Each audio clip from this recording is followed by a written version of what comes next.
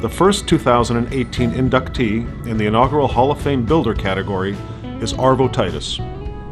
Arvo Tiidus moved from Tallinn, Estonia to Toronto in 1949 with his wife Ellen and found work with the YMCA as a fitness director, where he began using his venue for the promotion of sport among other Estonian immigrants.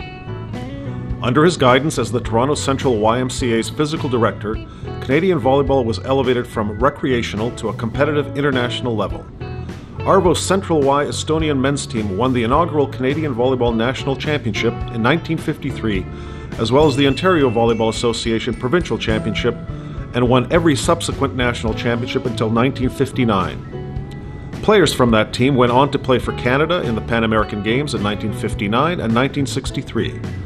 Arvo also had the opportunity to coach the Team Ontario All-Stars that competed in the first international volleyball tour held at Maple Leaf Gardens in Toronto on October 22, 1965.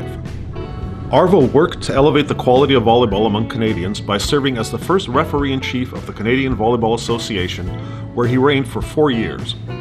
In this role, along with Anton Furlani, he helped produce the Canadian Volleyball Association's first official rulebook.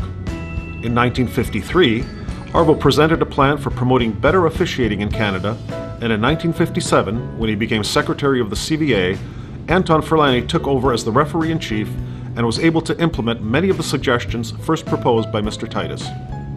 After obtaining his Master of Science degree in Physical Education from the University of Illinois, Arvo was hired as a lecturer and was the founding director of recreation for the physical education program at York University in Toronto. He also coached the inaugural volleyball program at the university, continuing his winning ways.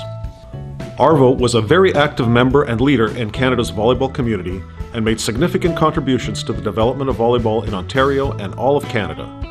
Many of the principles he introduced to the sport are still used today.